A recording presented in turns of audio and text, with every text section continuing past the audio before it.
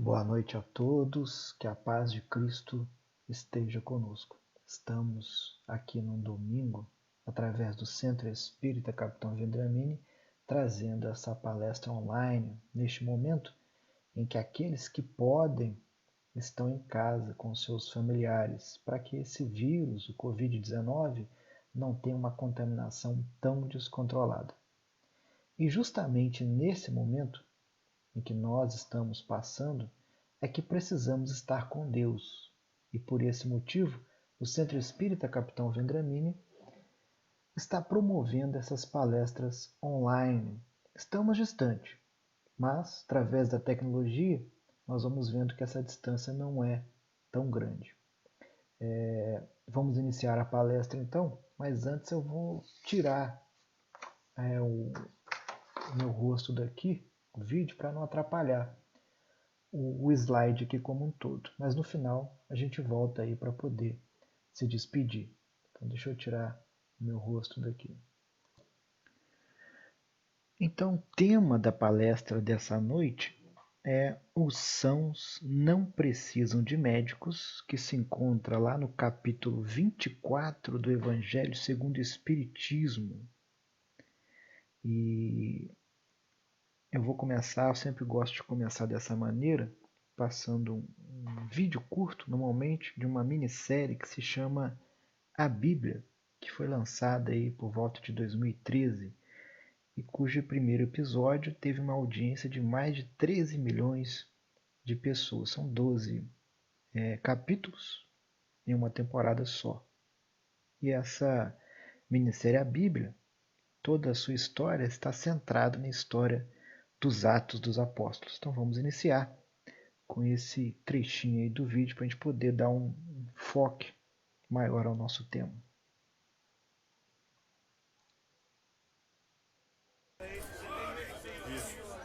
Próximo. É só o que eu tenho. Todos os impostos devem ser pagos integralmente. Senhor, você tem Saia daqui, leva isso daqui. por favor. Vamos. Aceite a galinha, não. Saia daqui. Somos todos judeus. Nosso povo todo trabalhando para Roma. Isso me enoja. Colaboradores. Vamos em frente.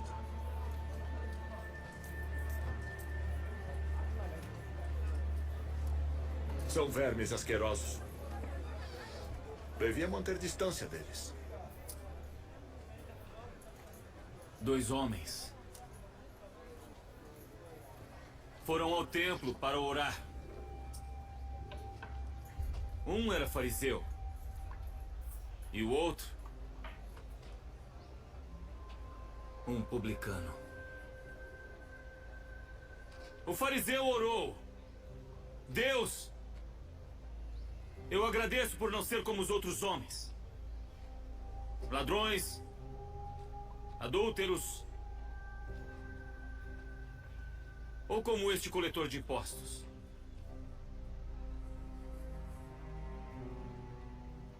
Mas o coletor de impostos nem sequer olhou para o céu. E então disse: ó Deus, tenha piedade de mim. Sou um pecador.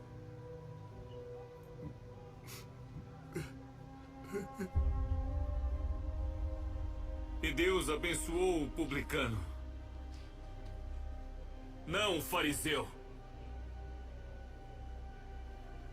Quem se exalta será humilhado, e todo aquele que se humilhar será exaltado. Mateus, venha.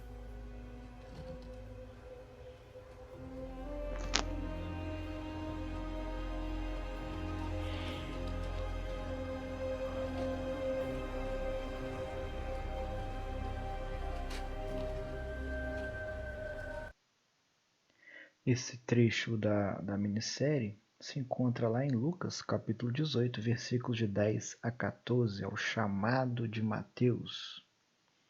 Então os fariseus, a gente vê no vídeo, né, oram como se fossem santos, e o publicano como um pecador, como todos nós, seres imperfeitos, o somos. Naquele tempo, havia essa divisão de castas, de grupos sociais. E Jesus veio para acabar com essa divisão. Ele chamou para o seu discipulado Maria de Magdala, ou Maria de Madalena, a atormentada, Mateus, um publicano, Pedro, um pescador bronco, rude, sem cultura, e não chamou um fariseu, que pela lógica, na época, a lógica da época, ele deveria andar com esses fariseus, mas convidou essas pessoas com uma aceitação, vamos dizer assim, menor entre os seus grupos. Em Mateus capítulo 9, versículo de 10 a 12. E aconteceu que, estando Jesus assentado a uma mesa numa casa, eis que, vindo muitos publicanos e pecadores, se assentaram a comer com ele e com seus discípulos. E vendo isto, os fariseus diziam aos seus discípulos: Por que come o vosso mestre com publicanos e pecadores? Mas, ouvindo-os, Jesus disse: Não são os sãos que gozam de saúde que precisam de médicos. É um versículo, versículos, é um pouco pequeno, mas que tem um grande conteúdo. Para a gente começar a entender, vamos procurar saber quem eram os publicanos, os fariseus e os pecadores, também chamado de gente de má vida, em outras traduções. Nós temos que compreender que naquela época o Império Romano, em uma tática de dominação, ele procurava se concentrar em lugares, em postos ali, para poder, dali para frente, continuar a sua dominação, dominando cada vez mais. Então, naquele tempo, o Império Romano assumiu o controle da região como a Judéia, para dessa região fazer uma ponte de suprimentos para suas tropas e seus exércitos poderem avançar e continuar sua dominação desenfreada. E ali eles iam construindo estradas, casas para abrigar seus soldados, seus generais e demais representantes. E essa presença do exército romano dava uma garantia de prosperidade e segurança. Porque naquela época os judeus ali viviam mais de comércio, era o comércio ali deles, só que era um comércio muito ameaçado, porque era muito comum naquela região aparecer ali saqueadores e atrapalhar o comércio. Com a presença do Império Romano, eles acabavam trazendo segurança ali para eles e originando um comércio mais livre, mais seguro, e também construíam edificações, melhoravam de uma certa forma a vida dos judeus. E isso na cabeça do Império Romano, e por isso eles achavam justo cobrar impostos por causa dessa segurança, porque eles melhoravam a região trazendo edificações, mas o povo judeu não entendia assim. Eles viam os romanos como invasores e ainda tinham que pagar tributos a esses invasores. Então, a visão deles era um pouquinho diferente. Pois bem, há mais de 2000 anos atrás, era um judeu que, por necessidade ou ambição, se candidatava ao cargo de cobrador de impostos, chamado de publicano. E esse cargo ali era definido ali por Roma uma porcentagem que esse cobrador de impostos tinha que agariar e entregar para Roma. E tudo aquilo que ele conseguisse pegar a mais era o pagamento dele, era o trabalho dele, ele tinha que ganhar alguma coisa. Então era mais ou menos assim, colocando os dias atuais para a gente poder compreender. É como se o Império Romano chegasse para esse cobrador de impostos, para esse publicano, que era um judeu, que se prestava a esse papel, novamente por necessidade ou por ambição, chegava para ele e falava assim: eu quero R$100. Tudo que você conseguir a mais desses R$100 é seu, está aí o seu pagamento. E o publicano, o cobrador de impostos, vamos supor que ele cobrasse ali R$110, R$115. Então 100 ele entregava para o Império Romano. E 15 ou R$10, a taxa a mais desses 100, era dele, era o pagamento dele. Porém, na época, havia muito coletor de impostos, muito publicano desonesto, e aproveitava da situação procurando resgatar um valor muito a mais do que Roma pedia e enriquecendo rapidamente. Então, por exemplo, Roma pediu 100, eu vou lá e peço 200, aí eu pego 100 e dou os outros 100 para Roma.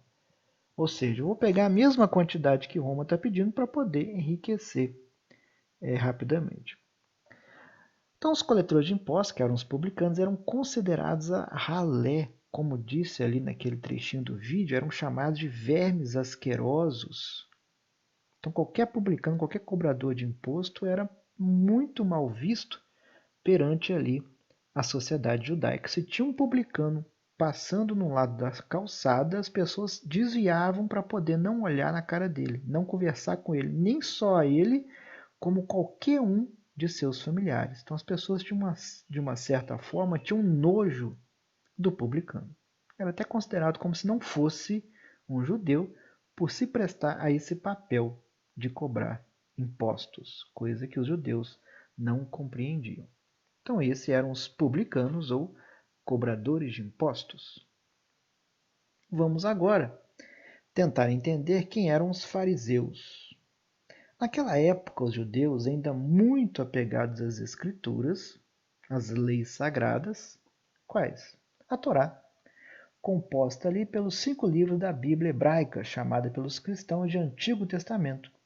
São eles Gênesis, Êxodo, Levítico, Números e Deuteronômio. A Torá é o livro sagrado do judaísmo. A Torá começa com a história da criação do mundo. Então eles eram muito pegados a essas escrituras, a tal ponto que eles se reuniam em grupos para poder estudar, para poder entender essas escrituras. E desses estudos acabavam ali, como é comum, né, haver muitas divergências de interpretações, fazendo com que esses grupos se desfizessem e formassem outros subgrupos ou subdivisões dentro do judaísmo. E os fariseus pertencem a uma dessas subdivisões. Porém, os fariseus começaram a se destacar, porque eles tinham um grande conhecimento das escrituras sagradas. Vamos dizer que eles tinham uma capacidade de interpretação melhor. E com isso, com o tempo, os outros subgrupos começaram a tirar dúvidas com os fariseus. Os outros pessoas que tinham um problema e queriam resolver esse problema segundo as escrituras, eles iam procurar a ajuda dos fariseus, que começaram a ser chamados também de doutores da lei. E os fariseus explicavam, davam ali a maneira de resolver aquele problema de acordo com as escrituras, e os judeus ficavam, né, satisfeitos. E assim eles começaram a se achar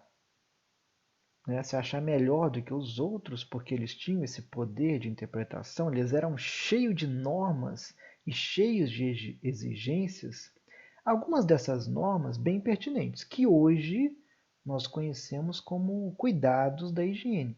Mas naquela época era um ritual religioso, como, por exemplo, uma coisa simples, lavar as mãos antes das refeições, que hoje nós estamos aprendendo a fazer isso da maneira correta.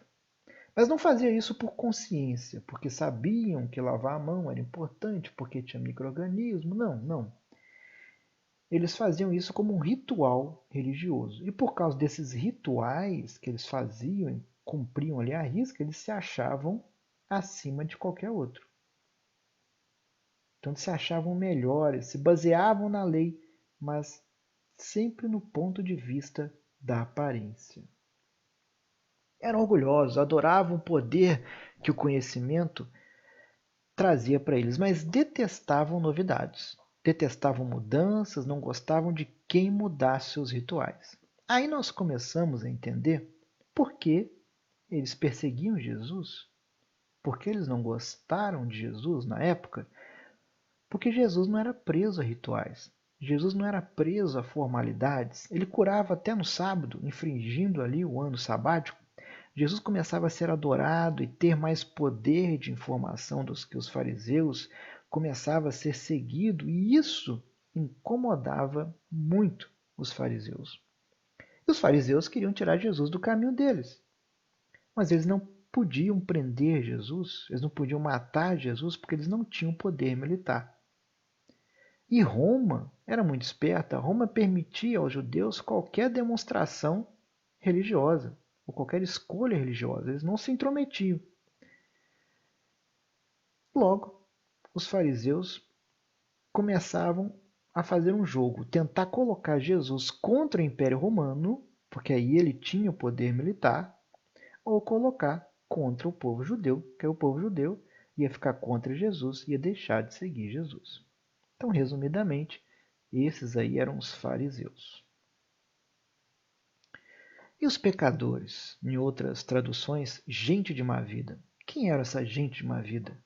Na nossa época, quem nós podemos classificar assim? Como pecadores? Ladrões? Desonestos? Corruptos? Assassinos? Prostituídos? Viciados? Traficantes? Lá no Evangelho segundo o Espiritismo, item 12, desse capítulo 24, Jesus dirigia-se sobretudo aos pobres e aos deserdados, porque são eles os que mais necessitavam de consolação, e aos cegos, humildes e de boa fé, porque pedem que lhe dê a vista, e não dos orgulhosos, porque eles creem possuir toda a luz e não precisar de nada. Então, há mais de 2000 anos atrás, Jesus não estaria ali com os fariseus, porque os fariseus se achavam puros, perfeitos, sãos, como até hoje tem muitas pessoas que acham assim. Mas se nós estamos aqui ainda em um planeta de provas e expiações, a não ser que nós estejamos aqui para cumprir uma missão, mas não é uma maioria, uma minoria muito pequena, então a maioria de nós ainda somos imperfeitos, ainda não somos sãos. Então, nós necessitamos desse médico maravilhoso, desse médico de almas, que é Jesus. Nós já lemos aí esses versículos, né? Mas vamos repetir aqui para a gente poder entender melhor. E aconteceu que, estando Jesus assentado à mesa numa casa, eis que vindo muitos publicanos, ou gente de má vida, pecadores, se assentaram a comer com ele e com os seus discípulos. E vendo isto, os fariseus diziam aos seus discípulos: por que come o vosso mestre com publicanos e pecadores? Mas ouvindo-os, Jesus disse: não são sãos que gozam de saúde, que precisam de médicos. Então agora a gente consegue entender. O fariseu, ele chega ali sorrateiramente, e em vez de falar diretamente com Jesus, ele vai falar com os seus discípulos, meio ali de canto de boca, meio que cochichando, tentando colocar Jesus, né? Aliás, tentando colocar os seus apóstolos contra Jesus. Mas Jesus, com a sua mediunidade maravilhosa, né? Ele percebe isso e vai responder: não são sãos que gozam de saúde que precisam de médicos. Vamos entender agora essa palavra, saúde. A OMS, Organização Mundial de Saúde, em 1946 define a saúde como um estado de completo bem-estar físico, mental e social, e não somente a ausência de afecções e enfermidades. A saúde passou então a ser mais um valor da comunidade que do indivíduo. Então, olha só que interessante. Não basta a pessoa estar bem fisicamente. Ela também tem que estar mental e socialmente bem. Isso em 1946 pela nossa ciência, a OMS. Interessante que em 1939, que é o ano de publicação do livro O Consolador, escrito por Francisco Cândido Xavier, ditado pelo Espírito de Emmanuel, lá na pergunta 95 desse livro, em face dos esforços da medicina, como devemos considerar a saúde? E Emmanuel vai responder: Para o homem da terra, a saúde pode significar o equilíbrio perfeito dos órgãos materiais. Para o plano espiritual, todavia, a saúde é a perfeita harmonia da alma, para a obtenção da qual, muitas vezes, há necessidade da contribuição preciosa das moléstias e deficiências transitórias da terra. Então, isso em 1939, que é um pouco antes que 1946. Só que nós, se formos analisar a tecnologia da época para publicar um livro e comparar com os dias atuais, né, hoje é fácil, um pouco mais fácil publicar um livro. Você vai lá no seu computador, já escreve o livro ali, faz a correção, manda ali para a editora, não precisa nem sair de casa, você pode mandar ali pela nuvem, né? A editora vai fazer a correção, ela vai fazer a organização do texto e vai mandar imprimir as páginas para depois fazer o livro. Mas naquela época não tinha computador. Era através da tipografia que eles faziam livros. É como pegar letrinha por letrinha para montar uma página. E depois, como se fosse um carimbão gigante, eles iam imprimindo página a página. Ou seja, era um processo extremamente demorado. Então a gente pode dizer, já que o livro foi publicado em 1939, a gente pode dizer que ele foi escrito bem antes. Então a gente começa a pensar, olha como o Espiritismo ali, ele está na frente, né? A doutrina está na frente, antecedendo até os aspectos científicos da nossa época. Então, antes da ciência, já define a saúde. E isso vai deixando a gente vaidoso. E a gente vai achando que é melhor. Só que a gente tem que tomar cuidado para não se achar melhor e nos tornar um fariseu da nossa época. Por volta de 1500 a.C., na Índia, os Vedas vão dizer que a doença é uma interrupção do fluxo da inteligência, do prana, ou seja, não basta nós estarmos bem fisicamente, nós também temos que estar bem mentalmente e socialmente. Eu posso não ter nenhuma patologia orgânica, mas tenho um péssimo relacionamento social. Logo, não posso dizer que eu tenho saúde. Essa é a definição correta de saúde. Como exemplo, mas sem a intenção de criticar, né?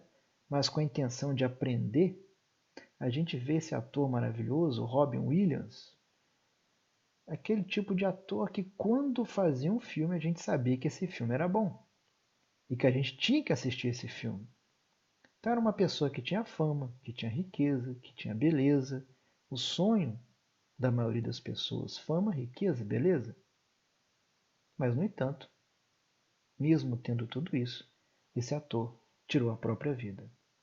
No livro Céu e Inferno, São Luís, na segunda parte, capítulo 4, vai dizer assim: demais, no encarnado como no desencarnado, é sobre a alma, é sobre o sentimento que se faz mister atuar.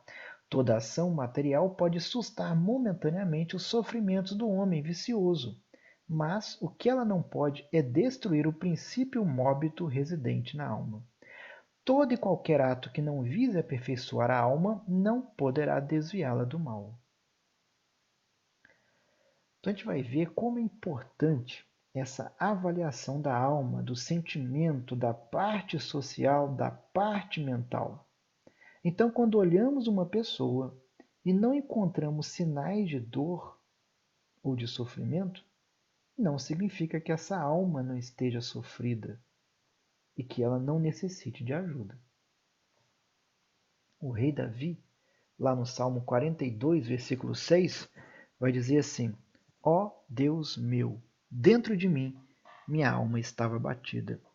Então ele não falava que estava triste ou que estava doente. Ele diz dentro de mim.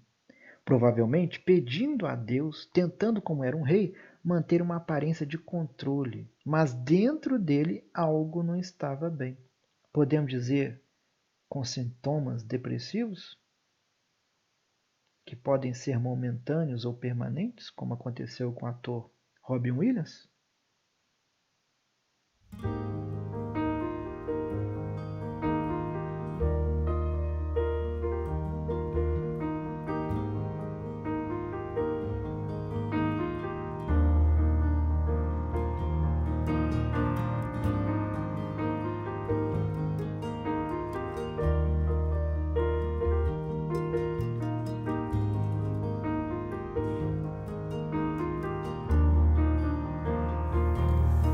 sua dor no peito ninguém vai ver.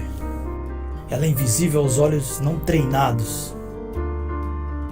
A maioria das pessoas tem dificuldade em ajudar porque não percebem a gravidade do que está acontecendo.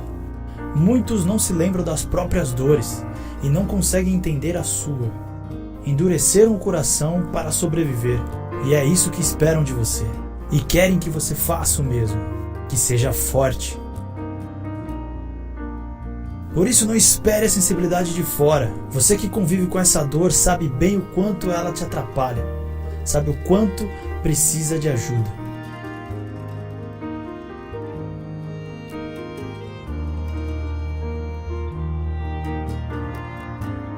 Então procure. As pessoas à tua volta não podem notar, e isso é bem triste.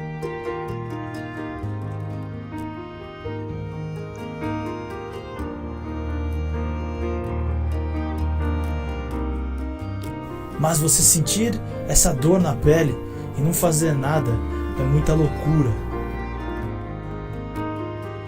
Não espere que as pessoas façam por você aquilo que você mesmo não está fazendo por você. Elas não estão sentindo a sua dor, pois só você pode sentir. Procure ajuda, se possível profissional. Olhos treinados são capazes de enxergar o que é invisível para outros olhos.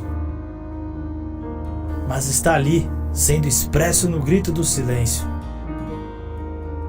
No choro que não cessa, na ausência das lágrimas, na desconfiança de todos, nas cobranças intermináveis, no isolamento, nos excessos ou na falta. Para concluir, você não pode exigir que um cego enxergue, mas muitas vezes ficamos esperando que as pessoas à nossa volta nos enxerguem e entendam o que está acontecendo, quando elas não são capazes. Pare! É seu sofrimento que está em jogo, portanto cuide-se, amigo.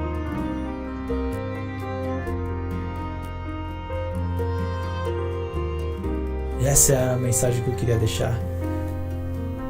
Fiquem na paz e até mais.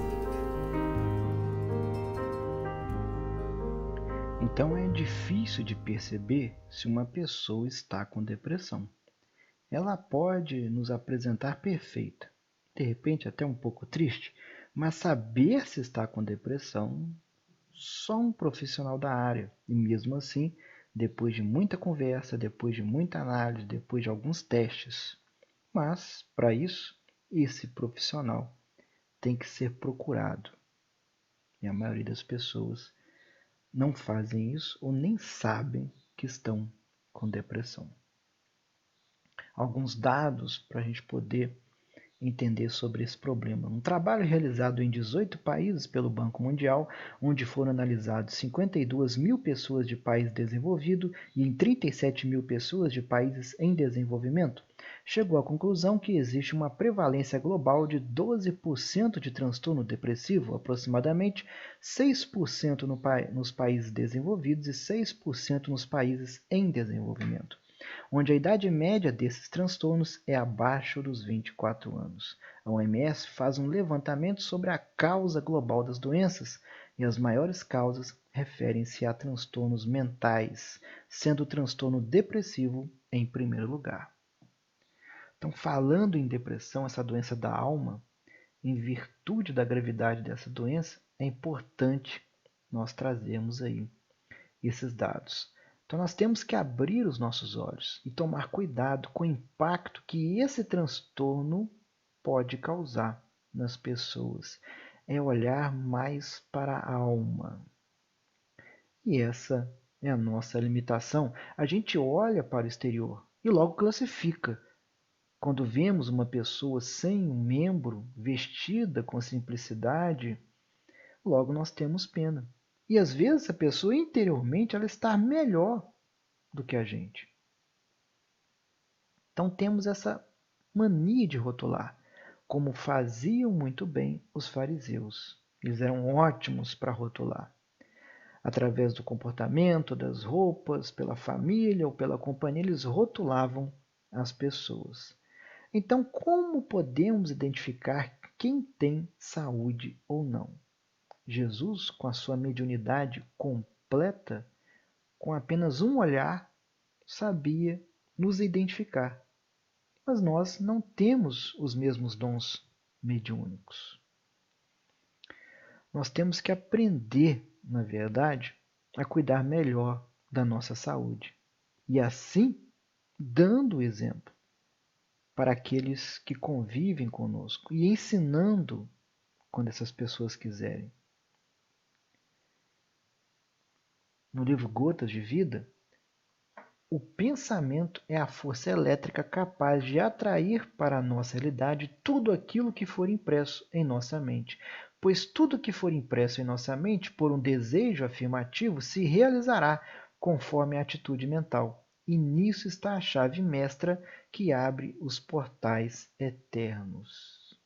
Isso é a doutrina espírita falando. E a ciência? O que a ciência nos fala? A ciência do hoje. Serotonina versus cortisol. Muita gente exagera na preocupação com a alimentação. pH da água, sem lactose, sem glúten, sem açúcar e muito mais. Entretanto, esquecem de se preocupar com as emoções. O Dr. Juan Itzig estudou as características de alguns longevos, aquele pessoal que vive bastante, principalmente os saudáveis, e concluiu que, além das características biológicas, o denominador comum entre todos eles está em suas condutas e atitudes. Cada pensamento gera uma emoção e cada emoção mobiliza um circuito hormonal que terá impacto nos trilhões de células que formam um organismo, explica. As condutas S: serenidade, silêncio, sabedoria, sabor, sexo, sono, sorriso, promovem secreção de serotonina. Enquanto as condutas R: ressentimento, raiva, rancor, repressão, resistências, facilitam a secreção de cortisol, um hormônio corrosivo para as células que acelera o envelhecimento. As condutas S geram atitudes A: ânimo, amor, apreço, amizade, alegria, aceitação, aproximação. As condutas R, pelo contrário, geram atitudes D: depressão, dor, despeito, desânimo, desespero, desolação. Eu sou Roberto Barreto, locutor, e cheguei à mesma conclusão que você. Aprendendo esse alfabeto emocional, vamos viver mais tempo e melhor, porque o sangue ruim, muito cortisol e pouca serotonina, deteriora a saúde, oportuniza as doenças e acelera o envelhecimento. O bom humor, pelo contrário, é a chave para viver muitos anos de forma saudável. Então desejo que você que está me ouvindo tenha uma excelente vida, plena de serotonina. E não se esqueça, isso vale a pena compartilhar. Então, olha que fabuloso, né? Até a ciência da nossa época vem falando, vem nos mostrando a importância dos nossos pensamentos e a importância do teor dos nossos sentimentos. E isso a doutrina espírita já fala, né, há alguns anos. Então, a qualidade do nosso pensamento, do nosso sentimento, é muito importante. Não é como uma faca, que ao penetrar o corpo já fere imediatamente, mas ela é como um cutucão. Como assim, como um cutucão? Vamos entender isso. Vocês conhecem alguém que já morreu de um cutucão? Não tem nem lógica isso. Mas imagina uma pessoa que sempre recebe um cutucão, que ninguém gosta de ser cutucado, né? Mas receba um cutucão sempre no mesmo lugar, todo dia. Recebe um cutucão sempre no mesmo lugar. Com o tempo, aquilo começa a incomodar. Depois de mais tempo, aquilo já começa a ficar roxo, mudar uma coloração. Depois de mais um tempo, aquilo começa a virar uma ferida. E depois de alguns anos, aquilo pode virar um câncer. Nunca a pessoa vai saber ou vai sonhar que um cutucão provocou isso. Mas é aquele negócio, o tempo inteiro, a gente acha que é pouquinho, mas o tempo inteiro ele vai no mesmo lugar.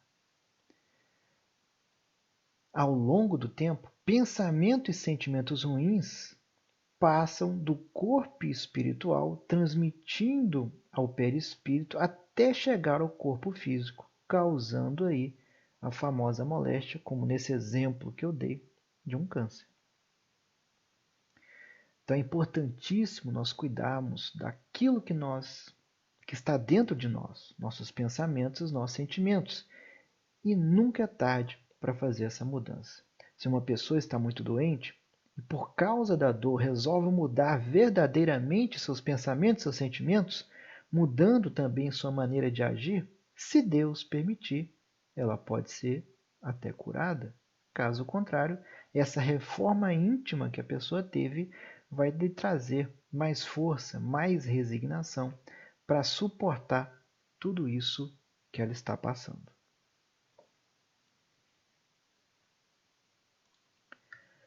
Jesus foi o verdadeiro médico de almas, foi o maior médium e ainda o é, com certeza. Enquanto esteve aqui encarnado, curou muitas pessoas. Depois os apóstolos através dele e outros médios através da espiritualidade amiga, sob a coordenação de Jesus, nosso governador planetário, e a permissão de seu Pai, Deus Todo-Poderoso. Ainda nesse capítulo, um outro aspecto importante que nós temos que abordar, onde traz o seguinte texto, lá no Evangelho segundo o Espiritismo, falando sobre a mediunidade. Às vezes, admira-se que a mediunidade seja concedida a pessoas indignas e, por isso mesmo, capazes de a empregarem mal. Costuma-se dizer que uma faculdade tão preciosa deveria ser atributo exclusivo de pessoas de maior merecimento. É o ponto de vista daquela pessoa que vai ser tratada ali pelo médium. Temos que compreender que a mediunidade é uma missão. A pessoa vem com ela. E ela necessita disso para poder resgatar suas dívidas.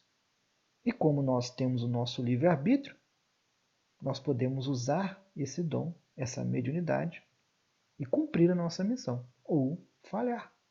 Nós temos o nosso livre-arbítrio. Muitos invejam os médiuns, como por exemplo o Chico Xavier, que tinha aquela mediunidade fabulosa. A gente vê que até a ciência admira Chico Xavier.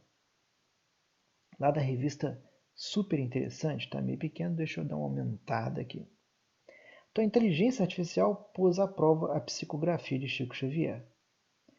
Eles pegaram 3 autores de Chico e colocaram no computador para o computador, essa inteligência artificial, fazer uma análise. Os autores seriam Emmanuel, André Luiz e Humberto de Campos. E o que o computador queria era ver se esses 3 autores eram comuns para falar que era tudo da cabeça do Chico. E a conclusão depois dessa análise é que os modelos eram incapazes de encontrar os mesmos padrões de estilo de uma entidade espírita nos livros da outra. Ou seja, eram 3 pessoas totalmente diferentes. Mas quem fazia era uma única pessoa. Então, a reportagem diz assim, redes neurais artificiais analisaram os ovos do médium. Foi o que a gente falou. Morto ali há 17 anos, de acordo com a publicação da revista Super Interessante. E concluíram, olha só, fé à parte, Chico era um fenômeno mesmo. Né? Porque o computador verificou que eram 3 pessoas totalmente diferentes. Então, diante disso tudo, né, a gente fica com essa inveja, né? E, eu queria ser um médium como o Chico é, mas será que é fácil ser um médium? Principalmente de mediunidade ostensiva, do bem, que cumpriu a sua missão como era o Chico? Será que é fácil? Da coroa portuguesa cujo império esboroou-se. Essa é uma das redações do concurso estadual de 1922. Foi escrita por um de seus colegas. Mais ainda com satisfação, eu quero comunicar que ele recebeu uma menção honrosa. Vem aqui, Chico. Francisco de Paula Cândido. O que está acontecendo aqui? É aquele negócio de espírito, mestra. Que bobagem é essa de espírito, menino? Onde já se viu ficar inventando isso? Levanta, Rosa! Levanta! Vá pra diretoria! A Rosa falou a verdade. É, Chico. É bonito querer ajudar a colega, mas Eu essa não posso enganar ninguém. Tinha um moço do meu lado, me ajudando. Você também quer ir pra diretoria, menino? Por que ele não faz uma redação agora mesmo, hein? Tá aqui, ó. Do meu lado aqui, ó. Pois se é assim, escreve coisa lá do mar, coisa de areia, de praia. Chega, a coisa foi longe demais. Os dois já pra Olha, diretoria. se a senhora deixar, eu escrevo.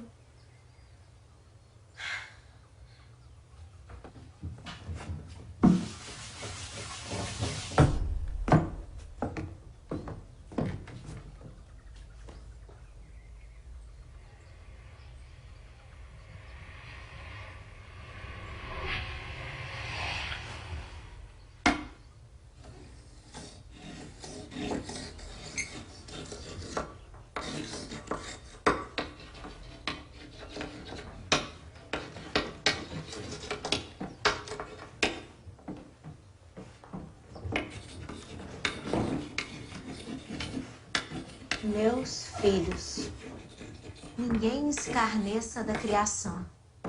O grão de areia é quase nada, mas parece uma estrela pequenina refletindo o sol de Deus. O grão que, ao pisarmos, é insignificante, ganha dimensão inimaginável quando, junto com outros grãos, vira instrumento do passar do tempo.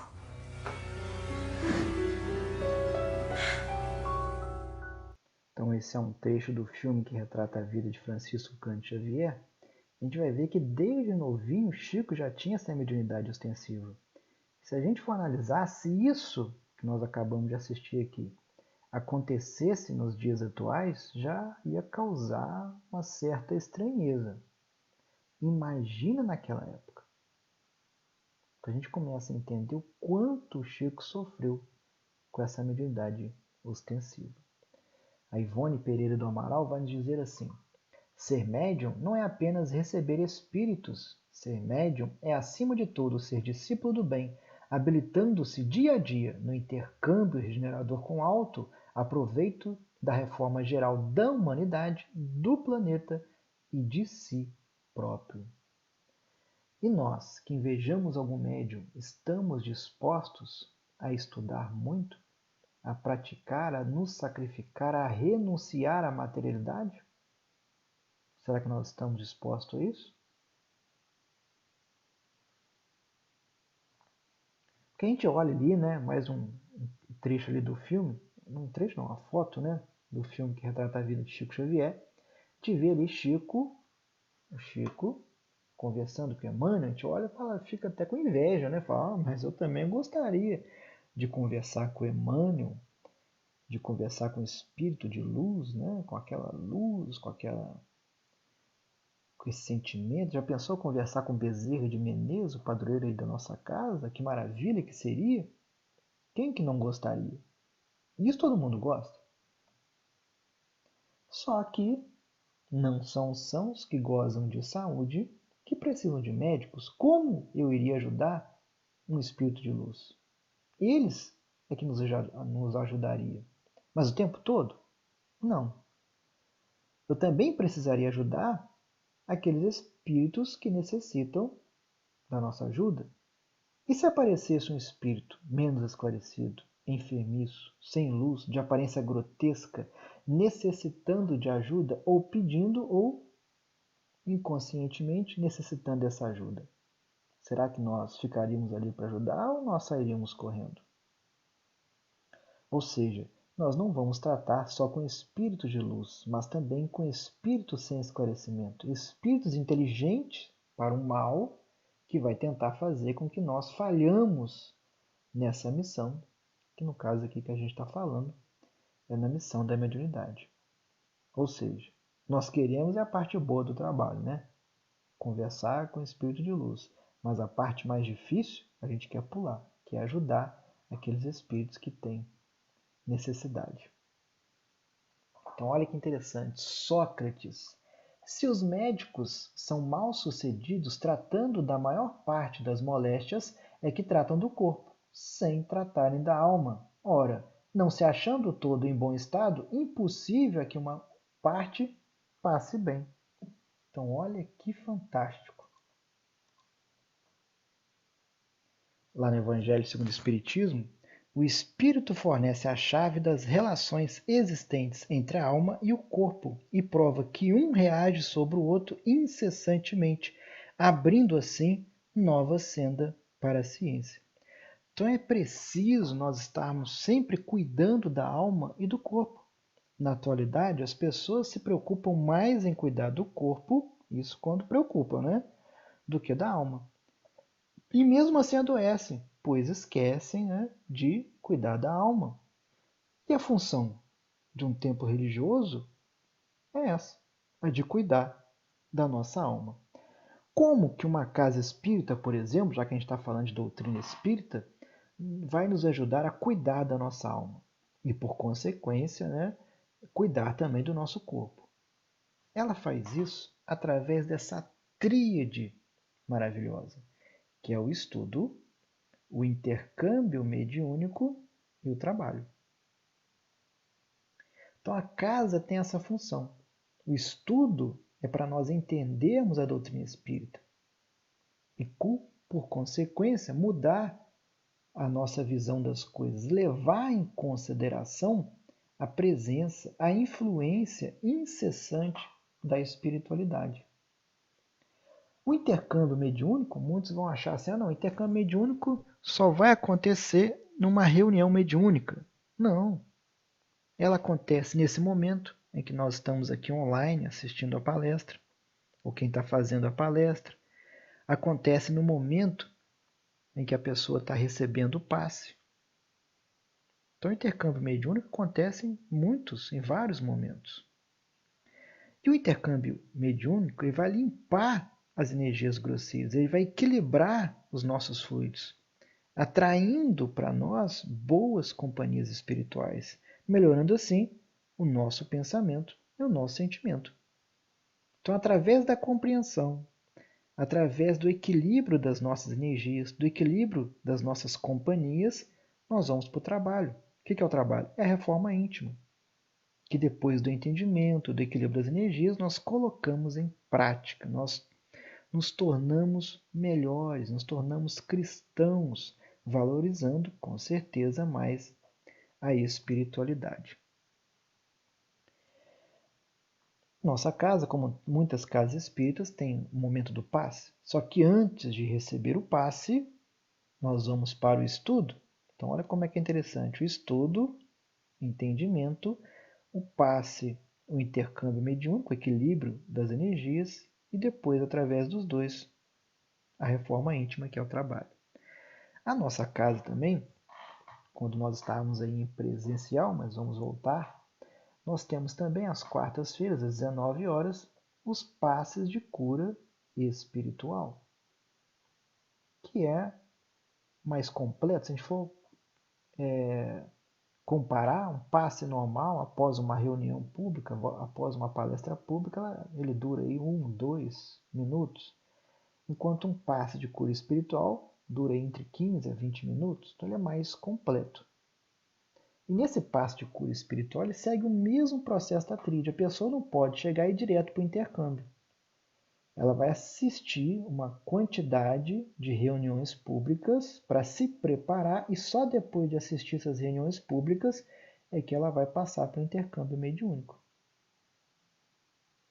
Aí vai passar por uma certa quantidade ali de passes de cura espiritual, ainda continua assistindo às palestras públicas, que é o estudo, para depois transformar isso em trabalho. Então essa tríade ela é fantástica, o entendimento, o estudo, o intercâmbio mediúnico, que é o equilíbrio das energias, e o trabalho, que seria a reforma íntima. Um exemplo, rapidamente, para a gente não se estender muito, não sei se vocês já viram essa novela, ela foi exibida em 2012, é uma novela que tem muito teor espírita e, ao meu ver, na minha opinião, é uma das que mais segue um pouco, pelo menos um pouco, ali o nosso Kardec, né? O Pentateuco Kardeciano. Então, rapidamente, nós temos ali o Rodrigo, que é o mocinho ali, né, do novela, um bom, pessoa boa, que com o tempo descobriu uma grande mediunidade, que era filho de Verbena, que era a mãe dele, mas ele estava sumido. Ela passou muitos anos tentando descobrir onde que ele se encontrava e quando descobriu, logo depois ela morreu. E o sobrinho, que é o vilão. Enquanto não tinha Rodrigo, ele, o Fernando, ia herdar toda a fortuna de Verbena. E do lado de Fernando, os pais dele. Né? A Melissa aqui, que também era muito má. Né?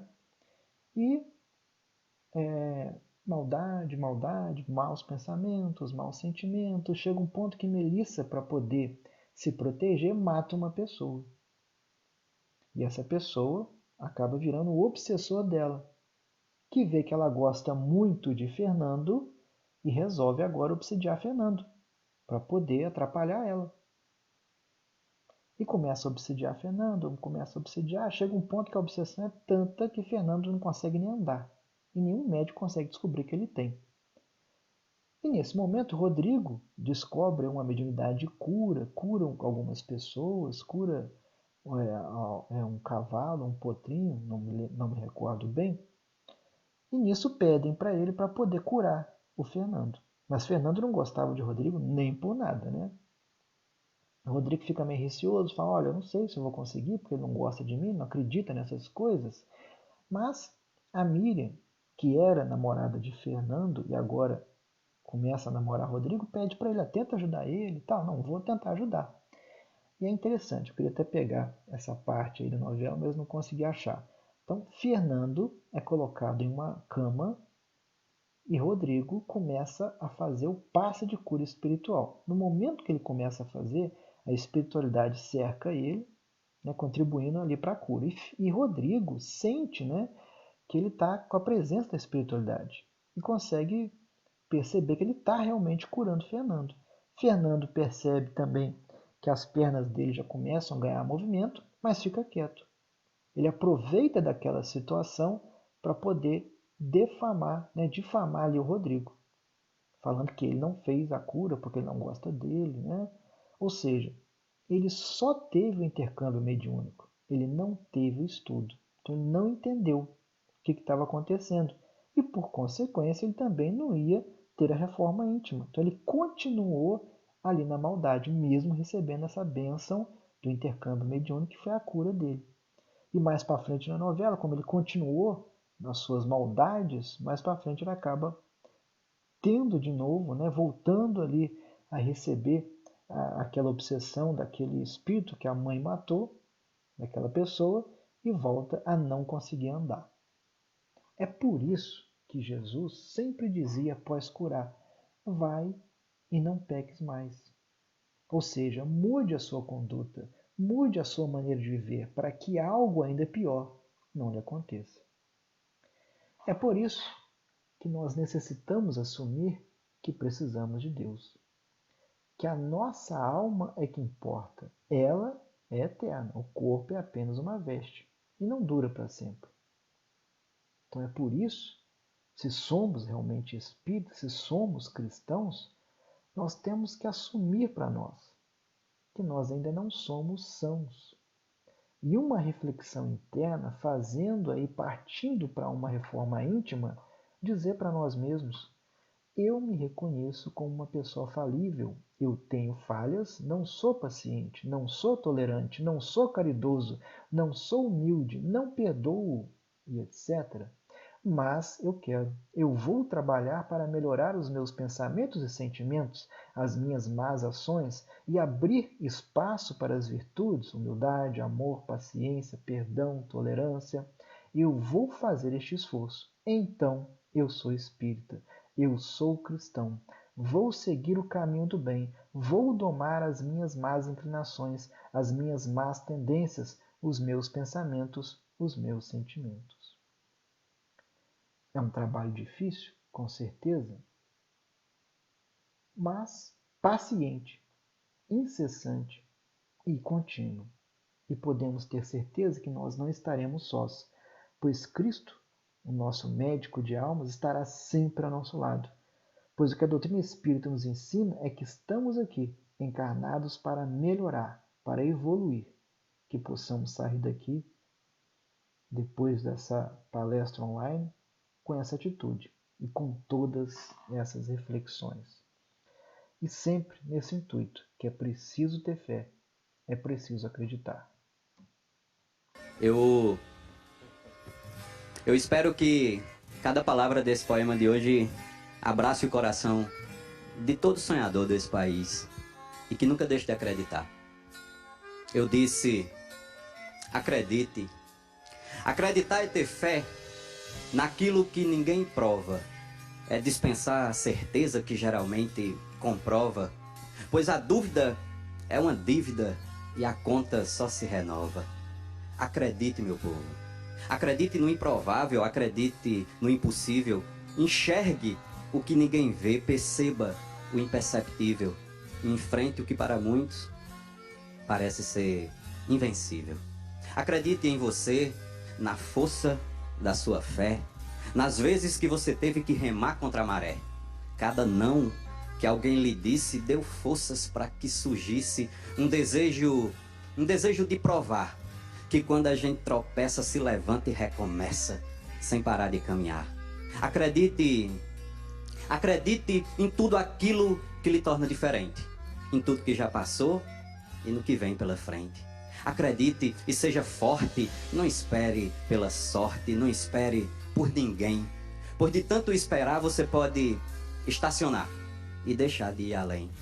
Acredite e não se explique, pois poucos vão entender. Só se compreende um sonho se o sonhador for você. A quem possa lhe animar, a quem possa duvidar, a quem lhe faça seguir, mas não descuide um segundo, pois muita gente no mundo quer lhe fazer desistir. Acredite, pense, faça, use sua intuição, transforme sonho em suor, pensamento em ação, enfrente cada batalha, sabendo que a gente falha e que isso é natural. Cair para se levantar. Aprender para ensinar que o bem é maior que o mal. Que primeiro a gente planta e só depois vai colher. O roteiro é sempre esse: lutar para depois vencer.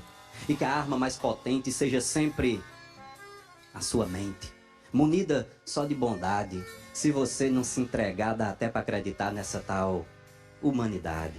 Enfim, acredite em tudo que é bom e lhe faz bem. Acredite inclusive no que lhe faz mal também, já que para se proteger é preciso conhecer o que vai se enfrentar.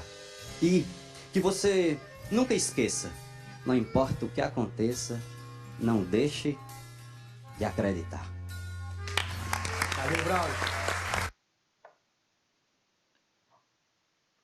André Luiz, a felicidade não é um tapete mágico, ela nasce do bem que você espalha, não daqueles que se acumulam inutilmente. Tanto isso é verdade que a alegria é a única doação que você pode fazer sem possuir nenhuma. Então, o Centro Espírita Capitão Vendramini agradece a sua presença, a sua visualização nesse momento aí que nós estamos passando, nessas palestras online, que possamos sempre ter Deus no coração, e isso com certeza vai nos ajudar a todo momento em que nós estivermos passando, sejam eles ruins, sejam eles bons, que possamos estar sempre com Deus. A gente agradece. Paz em Cristo.